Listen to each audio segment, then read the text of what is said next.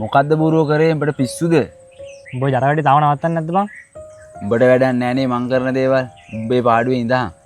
ඇයි බං මට නැත්තේ? මං උඹේ හොඳ යාළුවෙක් නෙමෙයිද? යාළුවෙක් වුණා කියලා උඹ මගේ ජීවිතේට ඇඟිලි ගහන්න එන්න එපා. උඹ ඔය කරන වැඩෙන් කවදා හරි නවතින්න උඹ හිරේ ගිහිල්ලා බං. උඹේ කට ඔය අය කතා කියලා නම් මට අවුෙන්න එපා. ඇයි බං උඹට මාව තේරෙන්නේ නැත්තේ? මං හදන්නේ උඹ මේ ජරවැඩි නවත්ත ගන්නනේ. දැන් මේක මට නවත්ත ගන්න බෑ බං. උඹ උඹේ පාඩුවේ වැඩක් බලාගෙන ඉඳන්. අඩෝ එහෙම නෙමෙයි බං. අර ඉන්නේ උඹ නාස්ති කරන යාළුවා දෙන්න. මොනවද බං උඹ කරන්නේ? උඹ අපි හැමතැනම එව්වා. උඹට කොච්චර කෝල් ගත්තද බං? උඹ ඇයි බං ෆෝන් එක උස්සන්නේ නැත්තේ? මං එන්න තමයි බං ඉඳියේ. මෙන්න මූ මාව කයියට අල්ලගත්තානේ. හරි හරි. උඹ වරින්කෝ අලු අපිට ලොකේෂන් එක දැම්මා. අපි එතනට ගියේ නැත්තම් කවුරු හරි ගනි. අඩු ලොකේෂන් එක දැම්මද? එන යමන්කෝ. අඩෝ මචං උඹ ඔය ගමන යන්න එපා බං. ඇයි බං උඹ ඔච්චර මට වද දෙන්නේ?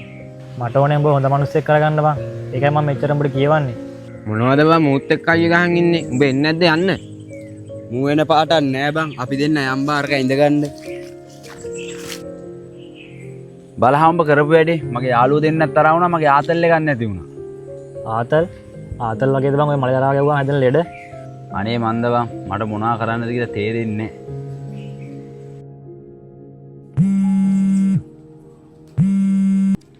හලෝ මචං මේ යාළුවෝ දෙන්න බඩුත් එක්ක මාට්ටු වෙලා පොලිසියෙන් අරන් ගියා බං. මොකක්?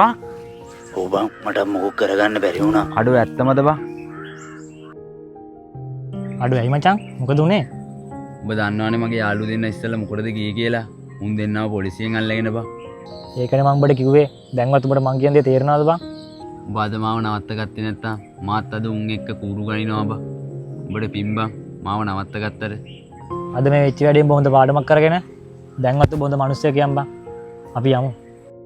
නිවෙන්න සුපින්න කහින්න ඇදගත්තේ වැහෙන්නේ ඇඟට දැඩිය අවතාරේ නොදැනි කරපු කරුම ගෙවන බකොඩු විදි හතර මැද බන්ධනාගාරේ